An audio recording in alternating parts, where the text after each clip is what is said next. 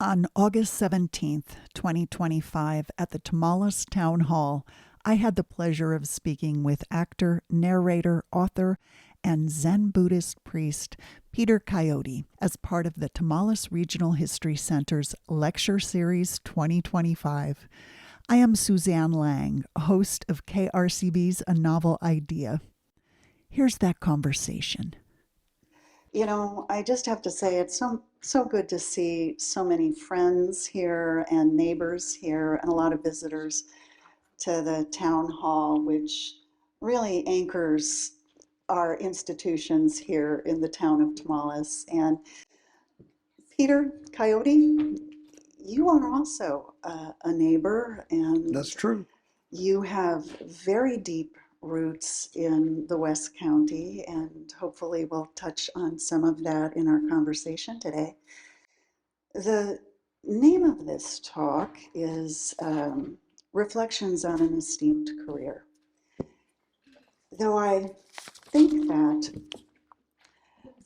Okay. something I read, well, we're already going to depart from that because something I think you said at one point, and I know it's something that I believe in my own life, is that um, a career is something that you've made movies, you've narrated, you have a bunch of books published, and all facets really of you. It's not something to be differentiated.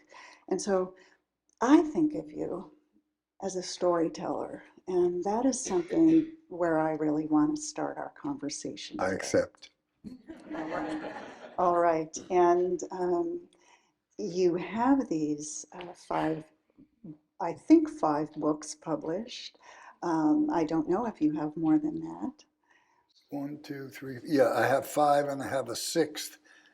This is an irony with an 83-year-old guy when they accept your book, but they tell you that they're going to bring it out in 2027. Thanks a lot. Well, it seems like you started out in your young life in college and after that of coming to San Francisco, of wanting to pursue writing, and then you kind of went in these other directions. And so now you are this published author and very much memoir, very much about your life and experience, and then kind of in this cultural setting as well. So I want to start with, how did you decide to tell your story and to tell your story in the way you have? Probably in the same way that I decided on my career, which was by accident. Uh, all I ever did really in my life was follow my curiosity. I mean, I would get interested in something and I would just, I've always had ADHD and I've always been a little hyper. And so I just followed my curiosity until I exhausted it. But from the time I wrote my first poem at 6, and I was always fascinated by language and I always loved writing. But I became a film actor because I didn't want to write for money. I just didn't want to be on other people's deadlines, and I didn't want to have to write about stuff that didn't interest me. So you call it a memoir. I guess that's nominally what it is, but to me, since my life is not separate from the times I live in and all the people I know, my life was just kind of like the thread that suspends a lot of beads on a bead necklace or something. And each of those beads was a person or an event or something that helped fill in and color the first book, the 1960s, the radical anarchist edge of the 60s. So that took me 10 years to write because, to be honest, I had to go and interview people because I couldn't remember. I found a 150-page journal in a trunk, which was a great asset. And then there were places where people and I disagreed about what happened, and in fairness, I felt I had to tell both sides of the story. So it's kind of a memoir, but I think of it as like a portrait of a period from roughly 1964 when I came out here to, I don't know, well, the second book, The Rain Man's Third Cure, picks up kind of after the 60s. So are they memoirs? I don't know. You can call them whatever you want. But to me, I'm trying to paint a portrait in words and narratives and stories that transmit the flavor of what life felt like to me. And it is very much that way of being a cultural portrait of the time. And I think if any of you have not read the book or listened to the audio book, but lived through that period of time, it will really resonate with you. You'll feel that you were there and knew what was going on that way. But you just mentioned your second book as well, but I want to get there. First, I want to say that these books of yours, you narrate. And we, many of us here are interested in your narration work with all your collaboration with Ken Burns. And so I wondered, as I was listening to your audiobook, what is the difference, if any, in your approach? I mean, here you're talking about getting slugged by your dad, making drinks for your wife, Hell's Angels, and Drinks for my mother. oh, right, that is what I meant, your mom. But so a lot of really personal things that you're narrating versus Ben Franklin. So what is your approach to narrating your own work versus narrating for Ken Burns? There's not really much. Well, I have a confession to make about narrating my own work. When I was doing Zen in the vernacular, I don't do other people's books very often because it takes a long time. It takes 4 or 5 days, solid work. And somewhere around the 4th day of my own work, I just thought, doesn't this guy ever shut up? It's just like, I couldn't, please. Anyway, this is the reason why when I do narrations and things, I never read it first. Because 2 reasons. One is selfless and one is not. The selfless reason is that I really feel when you read prose for the first time, it's the freshest and deepest impression on your nervous system. And so when you're reading it for the first time, you don't have to invent anything. Your emotions will follow what you're reading because it's fresh and it's vivid, and you don't have to try for effects. So you're always just in the moment and following it. So there's a funny story about the first time I met Ken Burns. I had done a series on the West for some other people who were his producers on the Civil War. And they said, well, Ken Burns wants to meet you. He wants you to do something on the national parks. I said, okay. So they arranged this meeting in a hotel room. And Ken came in and he had just his hands full. There was about 12 scripts. And there was about 6 legal pads on top of that. And there was like 6 or 12 CDs and a box of highlighters and a box of pencils. And I said, what is all that? He said, he looked at me like, duh, the scripts, these are the scripts. The yellow pads are for you to make notes. The highlighters are for you to write your part down, and the DVDs are so you can see the movie. I said, oh no, man, I just read it when I get in the studio. I never look at it first. And the temperature in the room dropped about 12 degrees.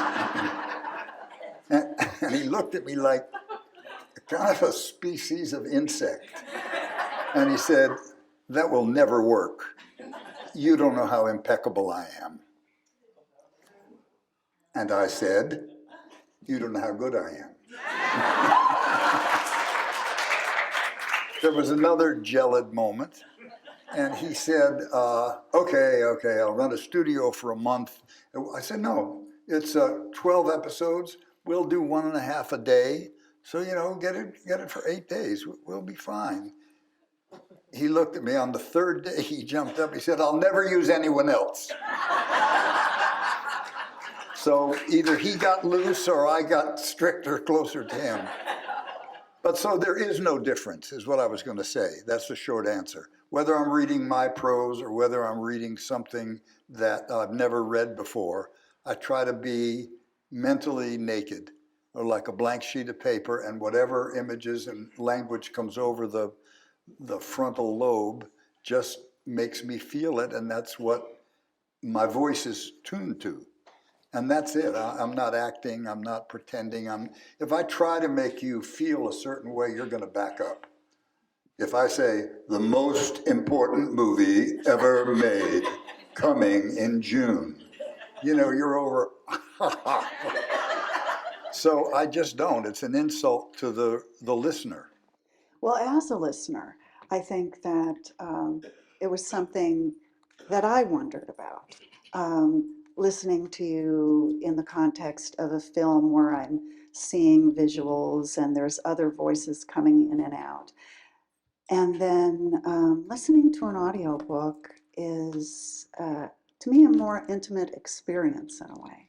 So I guess I found myself wondering about that and your perspective about who you're talking to at any given point in time. Well, that's a really good question. And when people ask me about voiceovers, or when I've taught people, I always tell them to be talking to a real person in their mind. You don't address America, you don't address the radio audience, you address someone that you think, it's like when you're a poet, when you write a poem, you write for intelligent, skilled readers who are going to understand nuances and play and move and jiggle around. Convicts love poetry because there's so much you can do with it. So, I mean, I'm not trying for any effect. It's just if the book is intimate, if the book is in a first person voice, and I'm close to that person, that's what you're going to hear. And it was after I wrote my book that I found out how hard it was to write a fair book about a period of time, because a lot of my friends tried and they succumbed to settling scores, telling you who they liked and who they didn't like, or blowing themselves up. And I just tried to be hard on myself and graceful and gracious to other people. And I felt if I did that, I would keep the confidence of the reader, and then they would follow my judgments as long as I didn't let myself off the hook. And you didn't. No. You didn't. And without getting into gory details, you got into details. And there was just something about your conversational tone in the book, actually. I mean, in the series of books, there's something where you will do an aside or reflect or say something like, I don't know if I remembered that correctly, but that's how I remembered it. And it seems like even in your third edition of Sleeping Where I Fall, you maybe even made some corrections based on maybe something somebody said to you that you got wrong. Well, I did. There's one story I did get wrong, which I'm not going to tell, but I did admit that in a follow up. So it is colloquial. I mean, what you see on the page, hopefully, is an accurate reflection of the way my mind moves. And so my mind is associative, and it's just, if you listen to a jazz solo, it's like listening to a great conversation. Great player will stop, he'll double back, he'll give you an aside, he'll quote somebody else, and the full dimension of his personality or her personality is in there. And so I try to be that loose when I'm writing. I never edit when I'm writing. Someone told me once, a writer that was very kind to me when I was about 16, and I showed him some stuff. He said to me, "You're a writer, and now you have to take a responsibility for living as a writer. You have to always carry a notebook," and I've carried a notebook since I was 16 years old. And then he said, "Never edit while you're creating." And what he said was, if you refuse the gifts of your imagination, it will dry up. So when you're creating, you never say no. you just let it come. It's easy to cut, it's easy to change stuff. But if, when my son was in high school, I came into his room one night and he'd been in there for hours. And I said, how's your paper coming? He had been working on the first sentence of the paper for about 2.5 hours. And that's not unusual. So if it's discursive, it's because that's the way my mind is. Yeah. And then in your second book, the Rain Man's Third Rain Cure. Man's Third Cure, you at sometimes refer back to, you say, if you want to know more about that, read the other book. It's the same life. It's the same life. It's the same life. And, you know, in that second book, it's all about your teachers, really, the people in your life right. who have really been significant to you. And you just brought up jazz, and it seems like musicians, and you had somebody, Susie Nelson? Susie Nelson, yeah. That they brought music into your life You bet. and You a bet. different kind of culture as you were a young boy, really. And it seems like that was a really big effect on you because, as you describe it, they talked to you as an adult, or they weren't talking down Yeah. to you, and they were straight with you. So my parents were really complicated people. They were not particularly good parents. I mean, they tried. But what they did was they surrounded themselves with people who were extraordinary mentors. So my mother had a nervous breakdown when I was about 2.5, between 2.5 and 3. And she was just like an eggplant. I mean, she was just gone. And I can dimly remember the anxiety I would get about her unapproachability. And my father's sister had a young girl named Susie Howard, black girl who'd come up from Henderson, North Carolina to work for her. And they were close friends. She'd been there a couple years. And my Aunt Ruth said, listen, my brother needs help. I can only pay you $25 a week. He'll give you $80 and room and board. You can send money back to Henderson. So this girl, maybe she was 18 or 19, came to live in our house. And she was just supposed to look after the kids because my mother couldn't, and my dad was out minting money. And there was a maid there, a housekeeper kind of person, and she got caught red-handed stealing, so she left. And this woman, Susie, became the anchor of my life till I was 14. My kitchen was full of black people every day. Susie and her boyfriend Ozzie, who she later married, Jules and Violet Ellerby, Jules Monk, Chris Hank. And my mother would be like in the living room, you know, with a glass of scotch and playing solitaire. And people would be in the kitchen stealing each other's food and listening to Errol Garner on the radio and arguing about the Bible and talking about politics and teaching me about whiteness before I was 10 years old, about unearned privilege, without any attitude or anything, just being around it. And so that was a huge educational plus. And then I met a guy today here, the banjo player, who dropped the name Buddy Jones on me. Buddy Jones was my father's best friend, and Buddy Jones had been Charlie Parker's roommate in Kansas City. And the two of them came to New York together, and Buddy was friends with all these white beboppers, Al Cohn and Zoot Sims and Freddie Redd and Dave McKenna, piano player. And so I got to spend a lot of time with these beboppers, these guys who just lived on the one, completely improvisatory people. And Buddy Jones was like my surrogate dad until I buried him in my mid-60s. So what the second book is, the first book is about the search for absolute freedom. And that's a young man's book. I mean, that idea of absolute freedom in a world that's completely interconnected is kind of a fiction that needs to be understood. And the Rain Man's Third Cure came from a verse in a Dylan song. stuck inside of Memphis, stuck inside of Mobile with the Memphis Blues again. And the verse was, the Rain Man gave me two cures, and he said, jump right in. The one was Texas medicine, and the other was railroad gin. Like a fool, I mixed them, and they strangled up my mind, and now people just get uglier, and I have no sense of time. And to me, Dylan was like Mozart. I mean, he just was dropped down here from another planet, you know, just like Bach, just channeling it out through his spinal telephone. So I thought about that, and I thought, all right, well, Texas medicine must be peyote.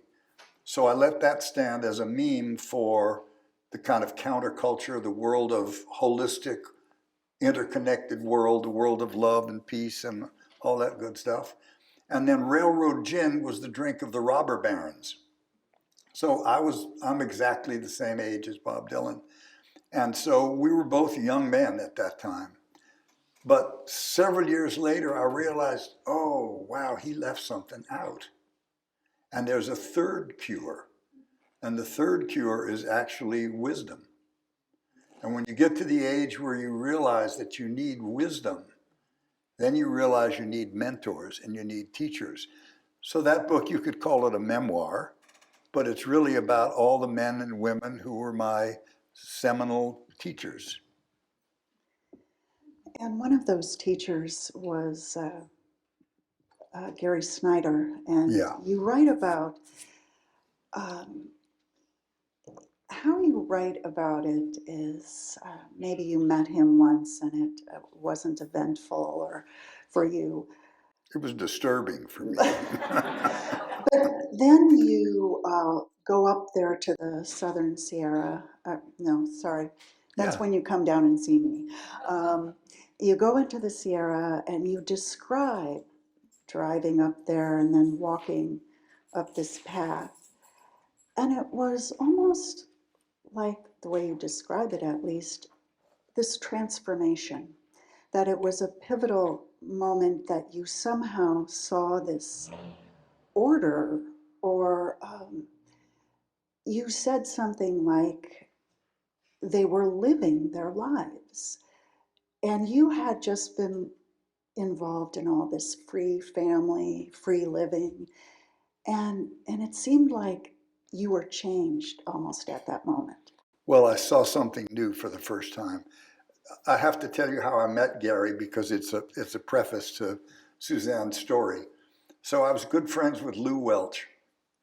And when I was young, I was born in 1941. So when I was hitting my teen years, let's say 53 or so, and I could see a lot that was wrong. I mean, my own family was a shambles, and friends were, you know, getting beaten up, and their parents were coming home drunk, and the world was not this perfect, smooth, futuristic thing that it was cropped out to be. And so I bumped into the beats, because I used to go into New York and go to the hootenannies in Washington Square and listen to folk music, and I was getting interested in that. And you'd meet old bohemians who'd been out there for a long time. They'd tell you books to read and ideas and things to look up. And so I got interested in the Beats, who were like a decade ahead of me, and superlative writers and thinkers and artists who could explain what I was feeling and thinking. So when I came out to California, just by good luck, living out in Olima, I met Lou Welch, who would come out to the Olima commune. His wife Magda would throw him out when he got drunk. He was Huey Lewis's stepdad. He brought Huey Lewis out to Olima once, this little 12-year-old doing perfect scat singing, just perfect pitch and just this great musical mind. Anyway, Lou kept talking about, here's Lou Welch. Lou Welch is sitting on the floor of the Olima farmhouse one day, and there's about 15 people making music, and there's 3 beautiful girls naked from the waist up dancing. There's reefer, there's just people are high as kites, and Lou's got a huge jug of Almaden wine, and he looks over at me and he raises one finger and he says, the most Sybaritic, no, the world's worst Persian Sybarite could not imagine our most ordinary day. And then he passed out. So so he kept telling me about Gary Snyder, and he said, I got to introduce you. So, I mean, there were 20 people in an 1890s little farm, 5-bedroom place, a 5-gallon kerosene hot water heater, no electricity. We were making rooms in the barns out of cardboard dividers, and I had taken over a little horse shed, and I was living out there. Gary Snyder comes up. He'd just come back from Japan, 9 years living in a Zen Buddhist monastery, being an assistant to the Zen master. He comes up in this brand new Volkswagen camper. It's clean. It was the most bourgeois car I'd ever seen. I thought, who is this guy, man? I'm gonna show him what some radical creds are. So Gary opened the door and he took out some crackers and some peanut butter and just started, and I'm just going off. I'm telling him about the diggers and about free and about life acting, and he's just looking at me like, who is this guy? And I'm getting irritated that he had failed to recognize me as a peer. You know, just 10 years younger than him, I've done absolutely nothing in my life. And so he's there, we have peanut butter, crackers, and he just looks at me and we have a night, and he leaves.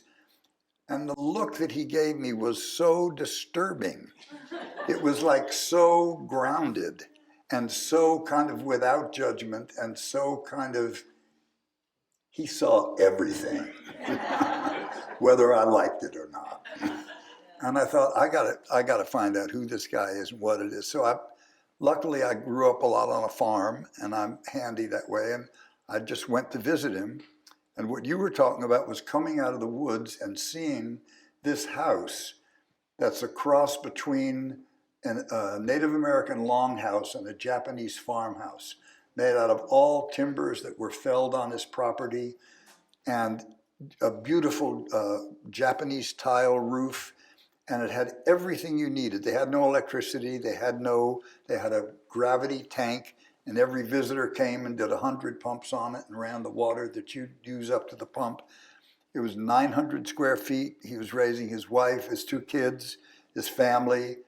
And the more time I spent there, the more I saw that this guy had looked at every facet of his existence, and he was just polishing it and refining it.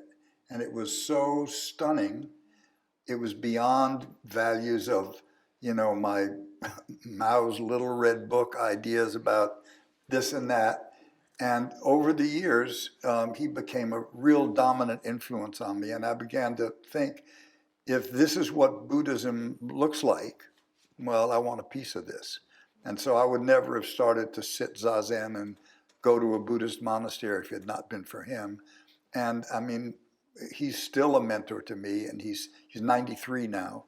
And it's just an example of a life that's lived impeccably. Mine is not, but his is.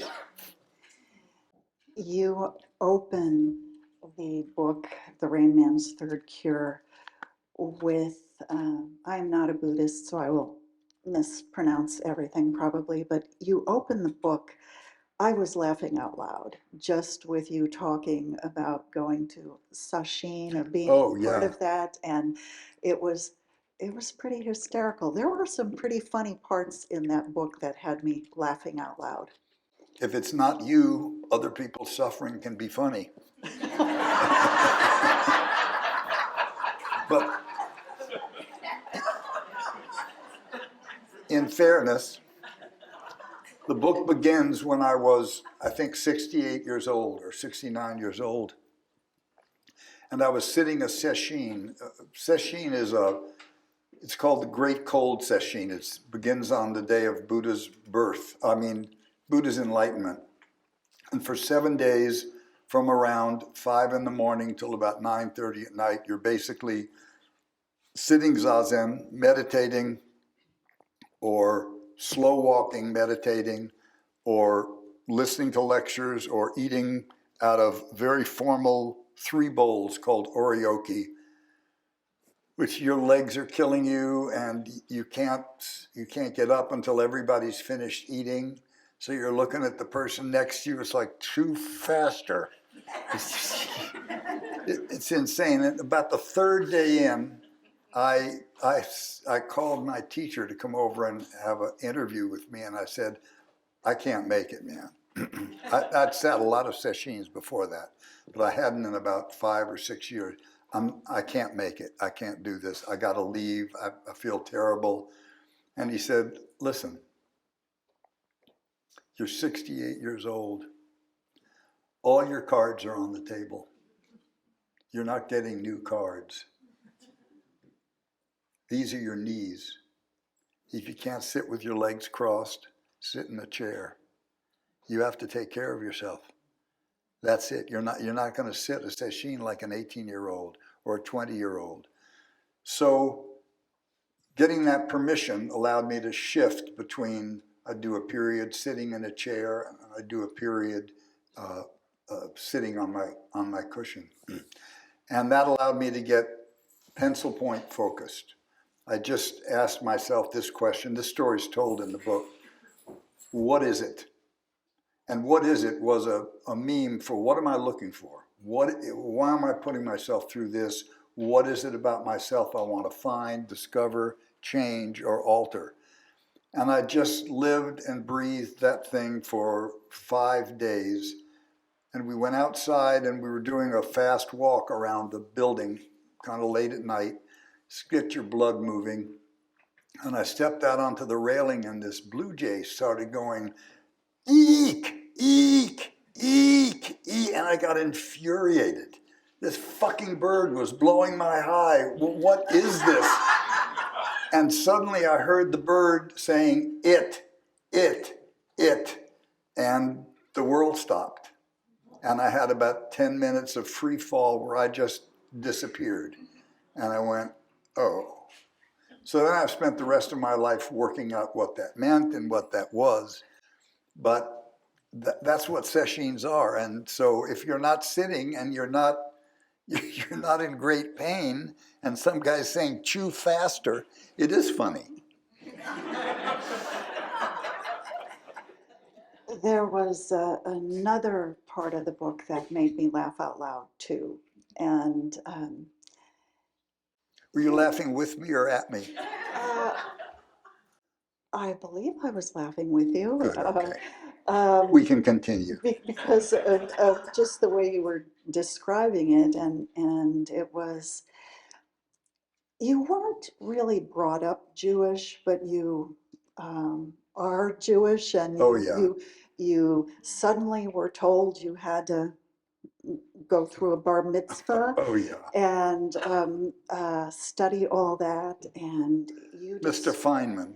yes. You want me to tell about Mr. Feynman? Okay. So my people were Jews. My mother's people are Ashkenazi Jews. They're from Russia and the steppes of Poland. My father's mother are Sephardic Jews from North Africa and Spain. And his father was an Uzbek from Uzbekistan. And they were the meanest people on earth, my father and grandfather, who killed my father's pony with a hammer when it bit him, in front of him. So they were, my mother's side of the family was like communists and socialists and do-gooders, labor organizers, and all these people. And when I was coming of age, the McCarthy period was ravaging North America. And I was watching grown-ups crying in my living room, you know, being given the choice of not being able to work or testifying against friends who would not be able to work then.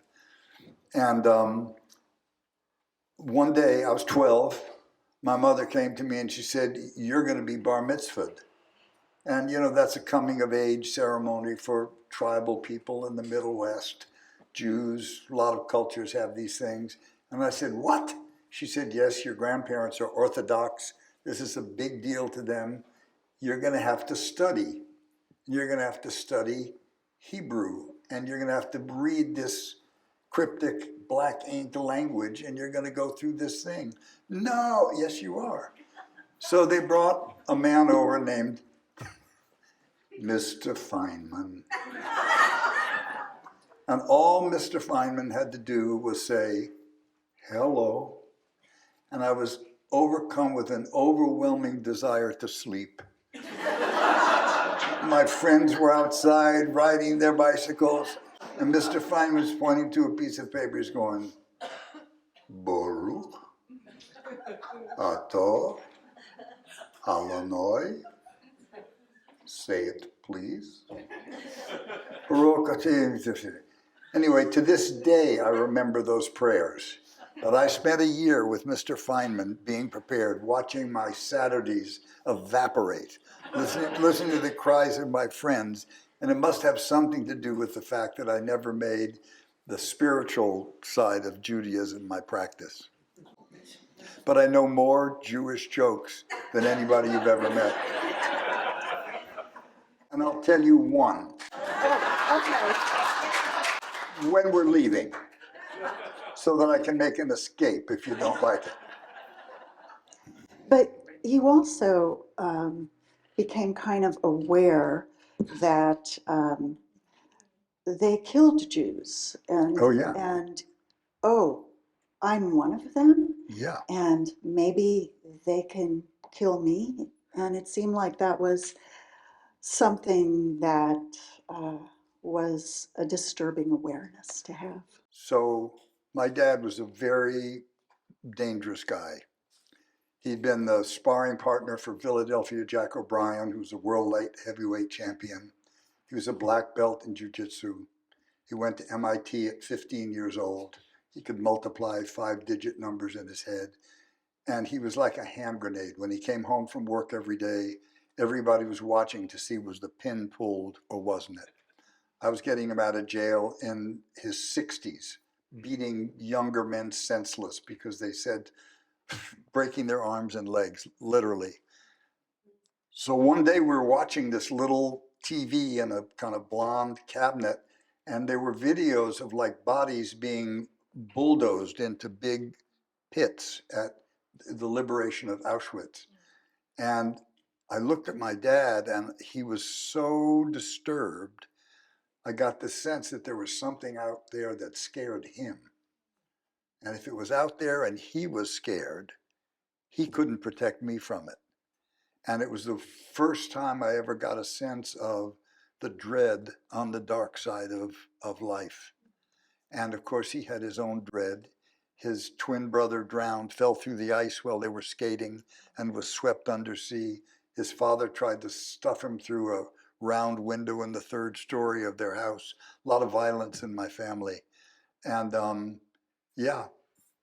And then when I did the Holocaust for Ken Burns, and you reread this as an adult, and you realize that even when Auschwitz was a known fact, that Eisenhower opened the camps to the press and made them come and report it. And he made the German villagers bury the bodies and clean up, so there was no way of not knowing what was happening. Even after that was all over the news, the American people would not allow a 5% increase in visas for Jews to leave Germany. So all of those lessons, they all float around being a Jew.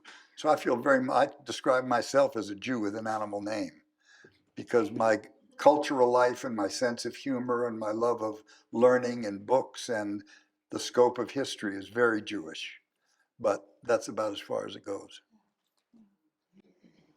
Well, you just re-brought up Ken Burns, so I feel like I want to talk a little bit about that. But in the context of you, as a student at Grinnell, you went to Washington, D.C., and either instigated or participated in what may have been like the first peace march or peace protest in front of the White House. Um, and your then subsequent life in the 60s was all framed really against the Vietnam War. Mm-hmm. And then you are narrating a documentary series on the Vietnam War. And I guess even though we talked about you reading the script and so on, I just wondered what your reflections on living through that time, being an activist at the time, but then revisiting it again in later life through that documentary experience. Good question. So since I have the microphone, I want to just make an aside that I never use the word activist, because the word was made by the enemies of all the causes that I stand up for. If you want to separate people from the broad mass of humanity, you put an IST after their name. Make them a communist, a socialist, an artist, a feminist, or whatever it is. And those are all judgments from the point of view of people that consider that they own it all and that they run the show. So I'm just a person who's engaged with his life. And political issues are part of my life. And I just, I lecture all my friends about it. I don't use that word. However, I'm proud of the Grinnell 14. That's worth repeating.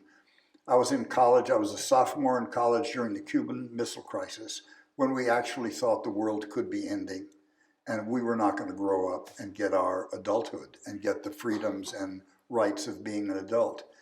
And about 14 of us got together and we thought and planned and strategized a trip. We bought 2 old cars. My best friend at the time until last year, we fixed those 2 old cars up and we drove to Washington and we did a 3-day fast outside the White House, supporting Kennedy's peace race and protesting the resumption of nuclear testing. And the John Birch Society guys were like eating fried chicken and throwing the bones at us and just being asswipes. And the New York Times put our picture on above the fold on the New York Times. And Kennedy was flying to Arizona, and he invited us in the White House. And so we're sitting around this place. The name of the place we were staying was Gaunt House. What a perfect name for people fasting. Gaunt House. And this guy came running in the door, and he was McGeorge Bundy's chief of staff. And his name was Mark Raskin.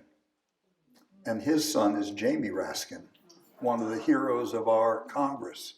And he explained to us this is the first time that protesters had ever been invited in the White House. And we had this opportunity. And so we went in and we met McGeorge Bundy. And that was interesting. That's a whole other story. But I realized just as we're entering the room, my friend Mike Horwat, who we had elected the spokesman, tapped me on the shoulder and said, "You take this one, Pete." Thanks, Mike. So I sat down just across the desk from McGeorge Bundy and I looked at this guy, and this guy was like my dad. This guy was a pirate. And I knew that we were no more important to him than if we were waving goodbye to the Queen Mary. I mean, the ship had sailed and we were a problem that he was trying to straighten out for his president. He'd been asked to do this.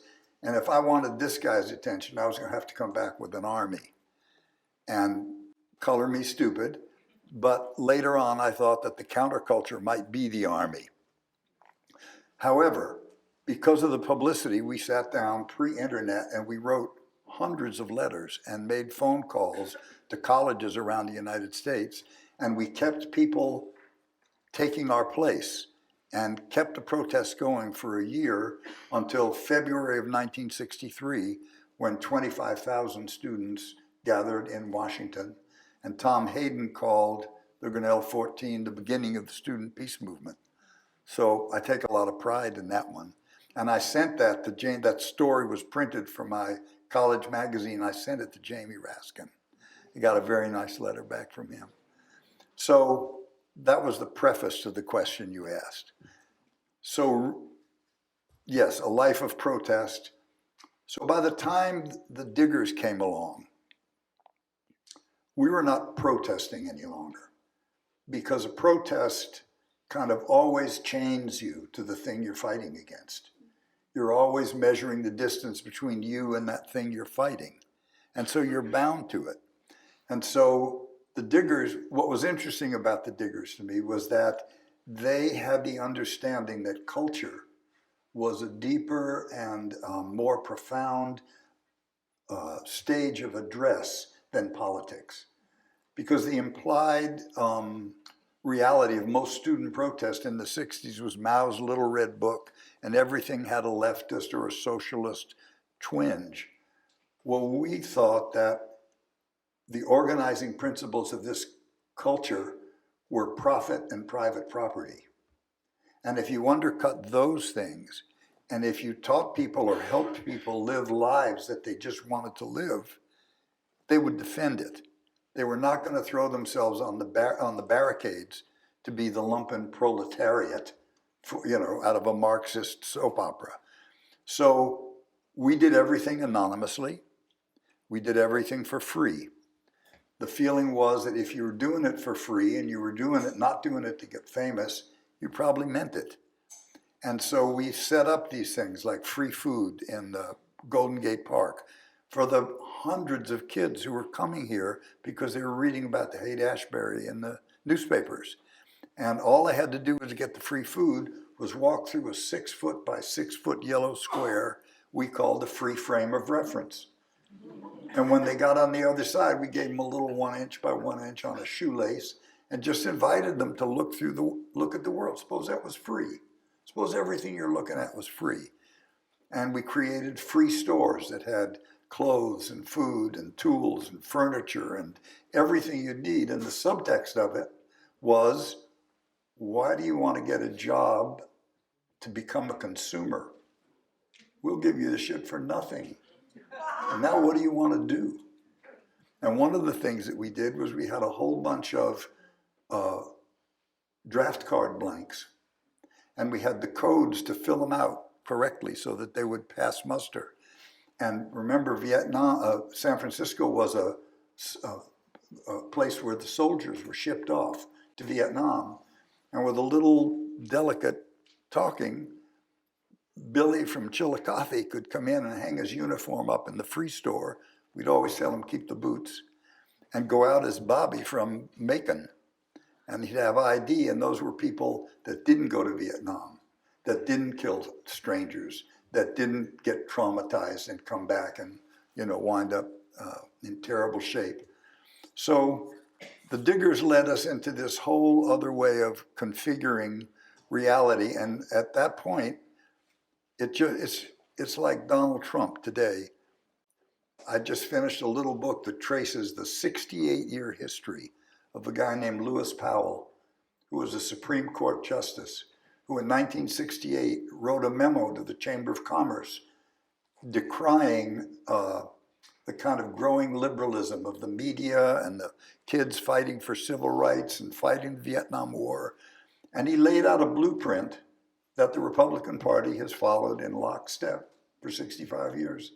And it was bankrolled by the Koch brothers, by the DeVos family, by Joseph Coors, by these great right-wing fortunes.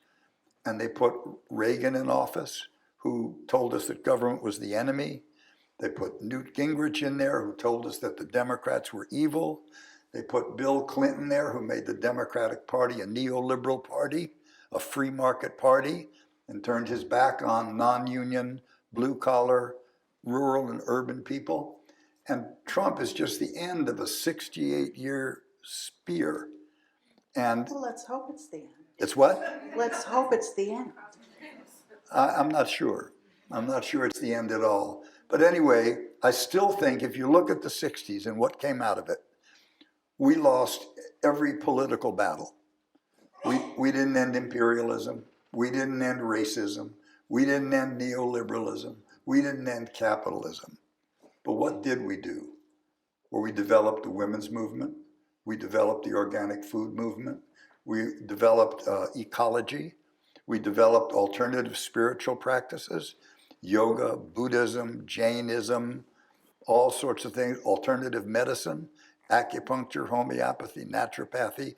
And those are things that people are living with today. Those are things that have actually changed the culture. So we didn't win it all, but we made some headway. And then maybe finish the thought of your reaction or, Oh, to reading the Vietnams? yeah, Thank you. a few Welcome to functionaries. ADHD. So when I was reading, I did the Roosevelts for Ken Burns, and that got a lot of notoriety. I won an Emmy for that. But that was actually my parents' time. Reading the Vietnam War was my time, and it was very difficult to keep an even keel because, well, first of all, the Vietnam series begins. This is a pretty close quote. This war was started by good men for good reasons and went bad. Well, you can imagine the shit I took from my lefty friends. They were fascists. You sell out, you this, you that, the other thing. And so I got to where I would defend myself by saying, I saw about 5 radical documentaries about the Vietnam War. And both people who saw them really loved them. And Ken Burns got an entire nation to sit still and learn that 5 generals and 5 presidents, from Truman all the way out, lied to the American people. He introduced you to the Vietnamese people who were taking huge cannons apart and taking them up mountains barefoot overnight, impossible things to do, and firing down on our troops. We met the people, and we met American veterans going back to meet the people. And I watched that film with conservatives, with liberals, with military people, all kinds of people. Nobody could find a lie in it. Nobody accused it of being propaganda. And so I was very moved by it, but I was also edified by it. During the Vietnam War, I recall as a kid watching television, and so much of that was broadcast on TV where we could see um, the carnage, and it was in our communities with our friends and neighbors going off to war. It's like watching Gaza. Well, that is the point I'm getting to, is that it seemed that ability to watch those things, it being fed to us on the nightly news, did change people's perception of what was going on. But now we get these images, it's ubiquitous, our ability to see these things. But I just wonder if we are becoming more numb to this sort of thing. I don't think we're numb.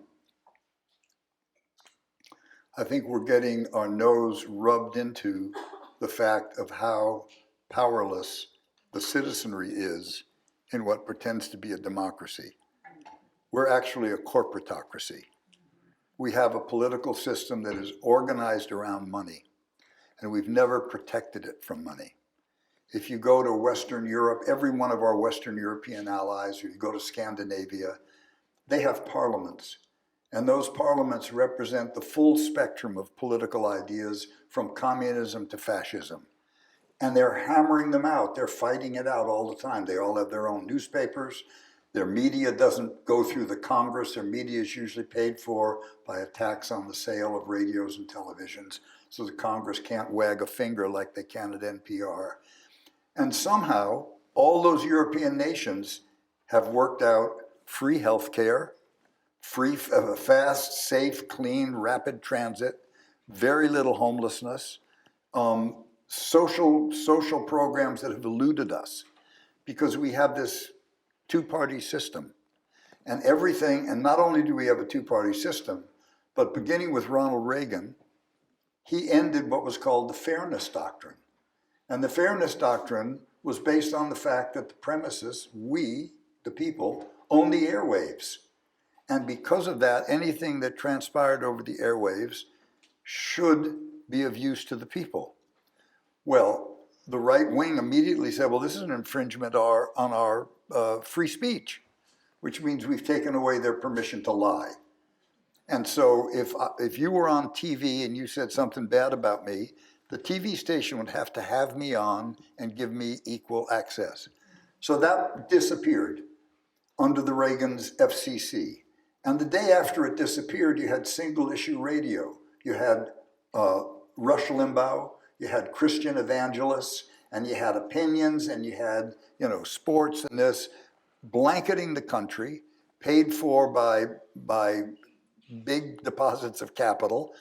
And at the same time, local newspapers were dying. And so people were no longer getting reporting from the state houses. You didn't know what was going on. So what's happened is when in the Clinton administration, he passed the Telecommunications Act. And the Telecommunications Act ended the limitations on what used to be you could own one TV station, one radio, and one newspaper in a venue. And the Clinton administration ended that. And so what happened, we had 50 media corporations at that time, and within 3 years we had 3. The big ones ate up the little ones. And so now our public airwaves are completely owned by the corporate sector. And they have strategies for devising profit. They've made the news simpler, they've made it two-sided, like both sides are equal. And everything has another possibility. You never see real left-wing intellectuals, except for maybe Amy Goodman. You don't see Noam Chomsky. You never saw Howard Zinn. You don't see Michael or Christian Parenti, because the corporate sector is not going to spend any money on ideas that are inimical to their interests. So even like Rachel Maddow, who I watch every night, she's a center left. She's not actually arguing for free healthcare.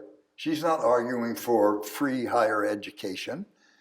She's great at her political bandwidth, but it's like America's joined the World Series of Poker, and we've been given cards with 40 cards in the deck, and everybody else is playing with 52. And so not only don't the people see and hear certain ideas, they don't have venues for it, except maybe podcasts or Substacks or things like that.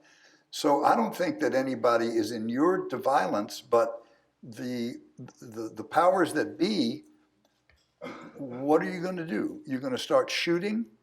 America will be just like Afghanistan. There'll be warring mafias, there'll be neighborhoods destroyed. Protests are important. There's a woman at Harvard named Erica Chenoweth, and she studied 300 overthrows of autocratic governments. And what she found out was at the point that you get 3.5% of the population, if you get that, that's the weakening point. Then you have to have demonstrations, but that's not enough. You also have to have work slowdowns. You also have to have shopping slowdowns. You have to choke down the flows of cash to the corporate sector. But people don't want to stop shopping. So until you do that, there's no cost that's being imposed. So I keep thinking, like in Czechoslovakia, in the Velvet Revolution, they stopped shopping and they brought that country down in about 2 weeks. So I don't think people are numb. I just think all they can think about is like armed revolution, which will just destroy the country. You're never going to beat jet fighter planes and all these, macho guys with their guns and stuff. They're keeping them to fight the government. One jet, bingo. So we have to open up our thinking to think, what are the avenues that we have? And what we control is the cash that we give to the corporate sector. So I keep wondering, well, suppose we spent a month just buying as little as you could. Trade clothes, don't buy new clothes. Buy 3 gallons of gasoline, buy just enough food for a couple of days. Don't shop online, don't go to Amazon. And just let the balance sheet start to wither a little bit. We might not be so blasé anymore. Peter, just a minute ago you said, color me stupid, about some of the activities of your youth, but yet I see a real continuity in it all. Well, I mean, if it's like Samuel Johnson's talking dog. It's not that it does it well, but that it does it at all. So, you do it long enough, a rabbit could do it. There are many things more that I would like to explore with you, but I feel like there's probably some of you who have some questions for Peter or some curiosities that maybe you want to bring to the fore. And I'm going to say, why don't we open it up for some questions? Thank you for bringing up the Lewis Powell story and the 68 years. I've heard much commentary about that. In light of that discussion, what do you have to say now about Trump? About what? Trump. I don't really talk about Trump because without the corporate sector that's backing him, and without the great fortunes that are backing him, he's just a bratwurst in an orange wig, imitating a president. I mean, the entire Republican Party has defected their constitutional authority, what they ran for election on, and he's just picked it up. They gave it to him. So I don't even want to talk about him. What I want to think about is, how are we protecting the elections? Are there going to be elections? Because they're already undercutting them in broad daylight. I don't know if you all ever read the Guardian newspaper, but the Guardian did a big piece on the election that Trump won, the last one, and they what's his name, Greg? Anyway, he's a statistician, and he basically said, forget the satellites changing the voting machines. There were 4 million votes suppressed in broad daylight in southern states where people were just not allowed to vote. And he did a documentary, and he talked to a little woman in Georgia who basically challenged 3,500 voters on her own. And when they got the letter 2 days before voting, many of them were out of the state, and they would have to go down to the voting office and re-register, or they couldn't vote. And then, so there's John Roberts, who took, what was that bill that ended, the southern states used to have to ask permission of the federal government to change any voting rights laws because of their history of racism. And it was John Roberts that ended that case by saying that prejudice, which he thought of as only as like lynching and things like that, no longer existed. We didn't have to do that. So there's an institutional bias in this country which is organized in favor of big capital and great fortunes. And you can see it in this Trump majority Supreme Court. I mean, it's a joke. So you can't go to the law. They just nutted all the appellate courts. They just took their authorities away.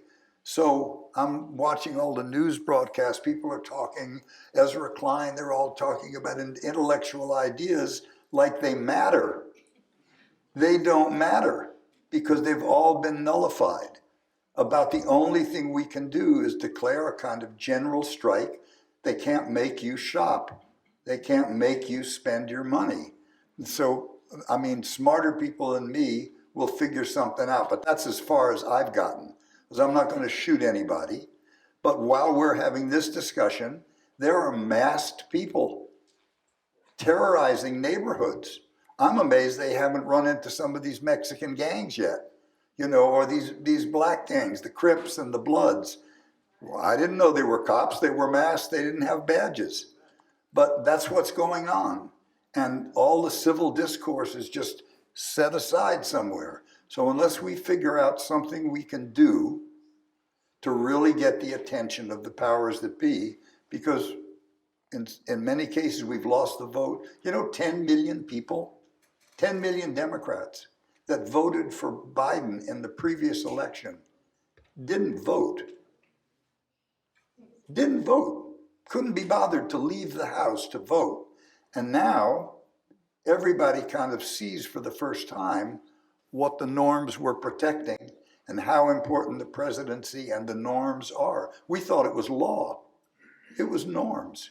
Richard Nixon followed the norms, and when the Supreme Court said, give us the tapes, he did it.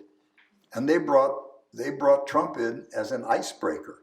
So we've all got a really difficult problem. I don't pretend to be the guy that's going to give us the solution, but people need to know that we're already in an autocracy. It's already happening. We already don't control the courts. The courts are saying, yeah, you can snatch and grab people and send them to Sudan, where if you think about going, the State Department tells you to make a will. It's the most brutal civil war on the planet. How do you think those prisoners are going to be cared for? So this is what's driving me these days. It's like, what can I actually do that will make a difference, that will wake somebody up or make them think, what can I actually do? So that somebody smarter than I is going to come up with what we really need. Thank you so much, Peter. My name's Annie. I've been a fan for a long time. Where are you? Wave a hand or something. I can't see where. Oh, there you go. Thank you. The moment you described with the blue jay during sashimi, I think this relates to the end of your previous thought. For those of us, and I imagine in this room there are many who are curious about the flowering of consciousness for the species and how moments of awakening might move the needle a little bit. How can we, in our daily lives, frame those moments of understanding or peace and translate them in our behavior to help our brothers and sisters during these times? Well, get to know your neighbors. I live in a neighborhood that's about 50 houses. We all have walkie-talkie radios for emergencies. We all have lists of the old timers that need to be moved out if it's fire or something. We started in COVID meeting outside on Fridays, having wine and just talking and sitting out and building kind of like ad hoc institutions where you are. You're not doing anything for the species. You're trying to open your own mind and realize all the umbilical cords that attach you to this universe. There's nobody that stands alone. It looks like you and I are separate, but you and I both have umbilical cords that are plugged into oxygen, sunlight, microbes in the soil that feed us, the whole ball of wax. We're like ticks on the body of a dog. So the more that you kind of realize that everything is an emanation of the essential energy of the universe. It's not exactly you, but it's not different from you. So it means it's all sacred. I don't like the fact that Trump and I are made by the same universe, but he has equal standing to live his life as I do. And I have to see that as like an expression of the divine. I don't have to like it. I mean, you look at the pictures of Tibetan power howling demons and stuff. Doesn't look like a fun gig. But they documented what's out there. So I think go in, meditate, relax, look at your prejudices, look at the ways you choose one side or another in dichotomies, and just try to open the circumference of the field that you accept as you. And it solves a lot of stuff. Could you tell us about the significance of the feathers on your hat and also the parallel rings you have on your hands? Well, this is my bird brain antenna. I feed about 40 crows every day. I call them in, I buy 50-pound bags of shelled peanuts. And they come in, they're just little black bandits, and they just come in and if I don't get out in time, they start calling me. So all these birds live on well, this one doesn't live on, this is an eagle feather, and I'm wearing my summer hat, but there's like red-shouldered hawks, and there's mostly crows and ravens, and so I call it my bird brain antenna, but I can understand what the birds are saying, I think. And the rings, the rings are just, it's a little coyote footprint. When I was about, I guess I was 19, I was in college in Iowa, and some friends and I went and we sent away to Moore's Orchid Farm in Laredo, Texas. And we got a box of peyote buttons about this big. I mean, it's really enormous. We don't know anything about it, but we were college kids. So we went to the library and we looked up peyote and what do you do with it. And bingo, there was an Indian reservation in Tama, Iowa, not far from the college. And I had already been to jail for being too close to 8 kilos of marijuana. So we got over to the reservation. I found the guy, and he showed us how to do it. We gave him half the buttons and showed us how to pick the strychnine out of it. So we all took peyote sitting down in this dorm room, and didn't seem like much happening. And then my friend Terry Bisson stood up and he said, "Hey, my hands are dizzy." And as soon as he said that, it was like everybody was high as a kite. And I walked out, and I forgot this, but he reminded me of this years later. I walked out and I said, "Terry, this is weird, man. I feel like some kind of little wolf. I don't know what this is. I'll see you later." And I spent the night kind of running through the cornfields. And I woke up in the morning and the soil around me in the cornfields was full of these little coyote prints.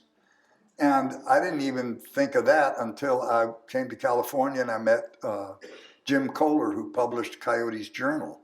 And that was the logo of the journal, and I saw that. Anyway, I didn't think much of it, but about 5 years later, I was living with this guy called Rolling Thunder, who was a Paiute Shoshone shaman, and I was fixing his toilets and fixing his car, and I dug his son out of some cult commune for him. And we were talking, and I told him that story, and he said to me, "Well, what are you going to do about it?" I said, "What do you mean?" He said, "Well, the universe opened its mind to you. You could treat it as a hallucination. That's okay. You'll just be a white man. That's okay." It's okay. He wasn't judgmental about it. He said, "Or you could try to understand it, and maybe you'll be a human being."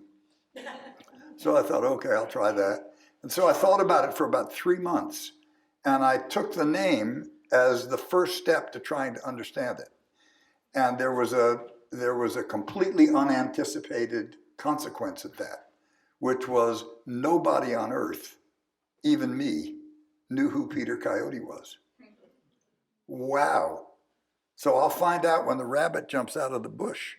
You know, it just was like making of the self a blank page. And so I was about 27 when that happened. And so I've been Coyote since then. I'm 83 now. Wonderful. Well, it's what happened. Hi there. I wanted to just shift gears a little bit and ask you about a particular movie called Bitter Moon. Oh, you're a sick puppy. Okay, I won't bring up Roman Polanski. I love Roman. Trust me, he made some bad mistakes. So did I. But he's a genius of a director. Absolutely. So the character's name is Oscar, right? Yeah. Were you inspired by Henry Miller as you were trying to develop the character Oscar?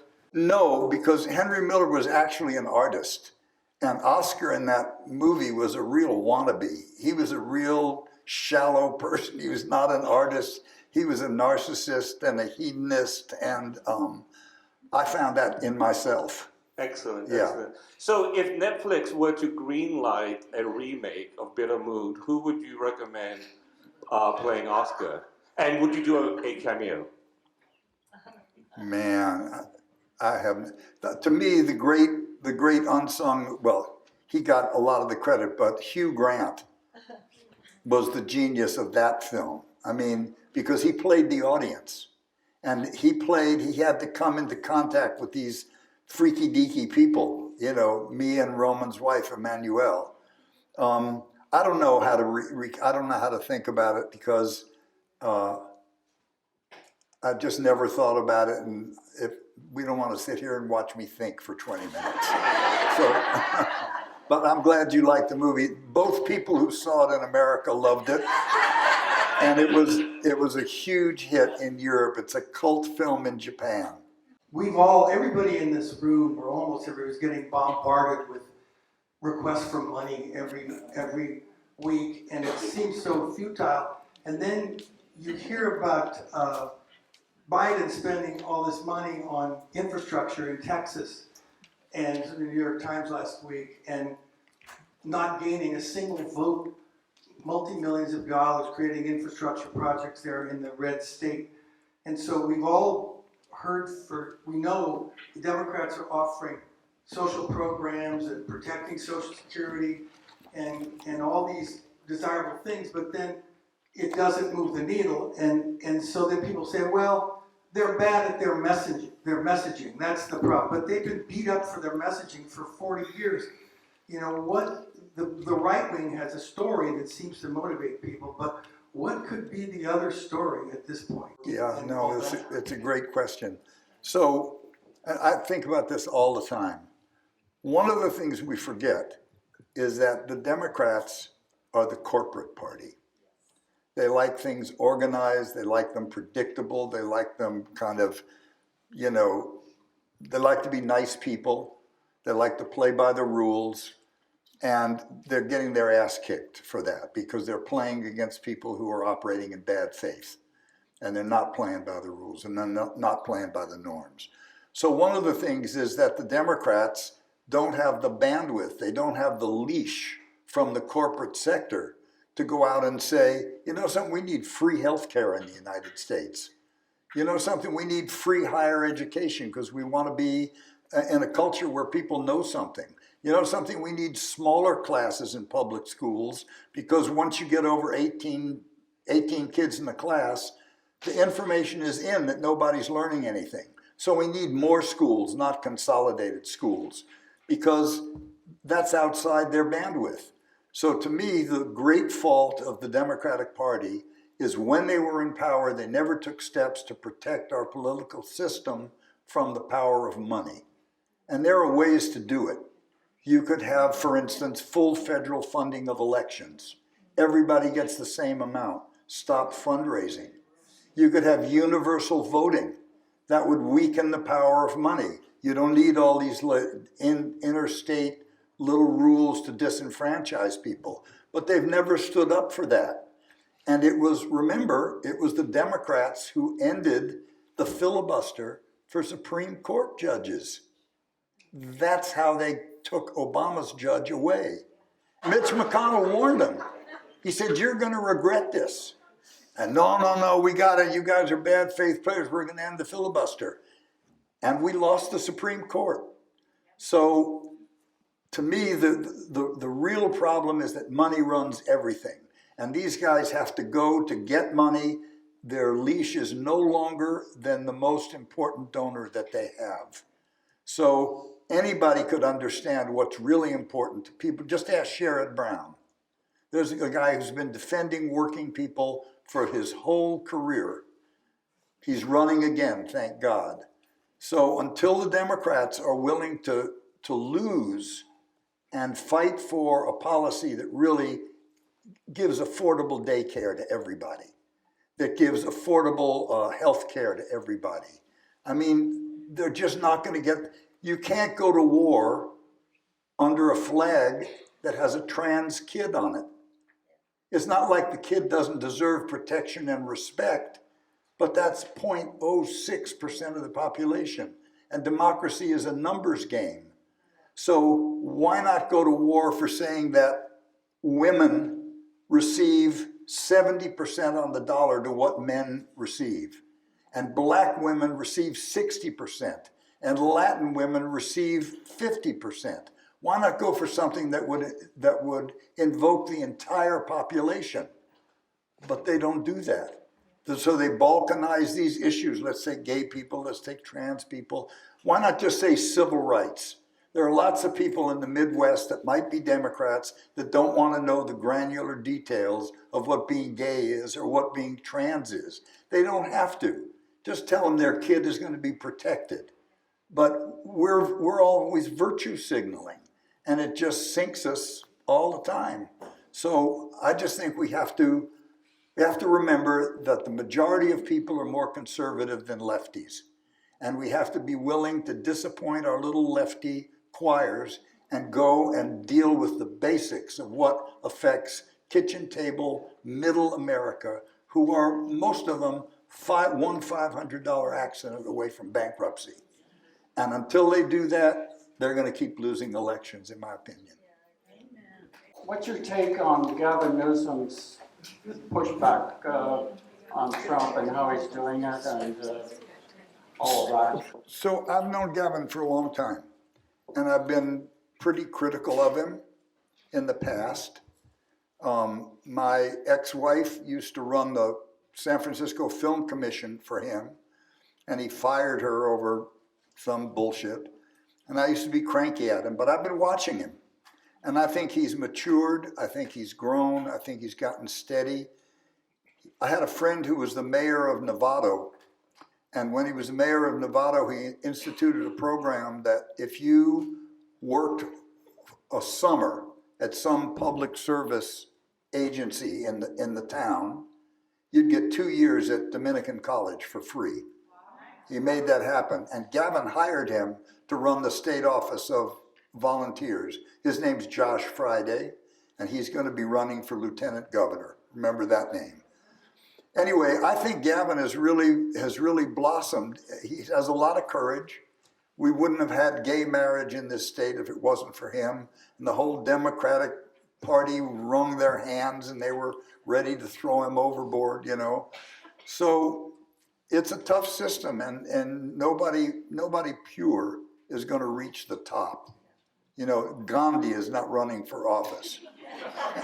And so, you know, he's charismatic, he's smart, he's made mistakes, he's grown from them. I think he's a pretty interesting candidate. I don't know who else is going to show up, but what we need is to stop gerrymandering nationally. We don't really want to get into a pissing match, but if you're showing up to a gunfight, you better have guns. And so until the Republicans will come forward and agree to set up nationwide commissions, I think he's doing the right thing. I wanted to backtrack for a second. That Vietnam War documentary, there's a picture of Harry Truman and Charles de Gaulle standing next to each other. Charles de Gaulle wants the United States to help him in Vietnam. Truman doesn't want to do it. De Gaulle sort of threatens him and says, well, you might find us in the Soviet orbit if you don't help us. What in the world do you think that Charles de Gaulle had on Truman? Because all Truman had to say was, about 7 years ago, we just turned a city in Japan to glass. Paris, it's a nice place, too bad, if anything happened to it. How in the world, it's like, that's one of those pivotal moments where I'm going, stop, don't do it. The first Emmy I ever won was done for a series called The Pacific Century by Alex Gibney, another great documentary guy. And The Pacific Century was about the reflexive right-wing posture of the US State Department and what it's cost us through the years. And one of the first stories they tell was that when the United States was trying to decide who to back in China, the State Department wanted to back Mao Zedong. And the right wing said, no, and they backed Chiang Kai-shek. And so we never got the note from Mao Zedong that if we crossed the Yalu River, China would enter the war. So we entered, they entered. We sent our troops to Japan for R&R. And all of the money that we poured into Japan allowed them to rebuild their economy in the length of time of that war. So fast forward, Ho Chi Minh writes to Harry Truman, and he says, listen, we're building a nation, we've created a constitution based on yours. They're out in the street with pictures of George Washington and Thomas Jefferson made of flowers. He said, don't worry about socialism, it's our culture. We're not in the Soviet wing. Please don't back the French in Bien Phu. No, I'm forgetting the name of it. Dien Bien Phu.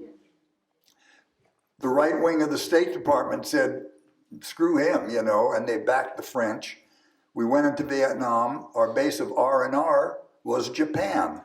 And so 10 years after the Korean War, we pumped so much money into Japan, they roboticized and automated their assembly line. They took 20% of our car business. They took our entire shoe business. They took the rose business. They took all of this stuff. And all of these were unintended consequences of this right-wing reflex.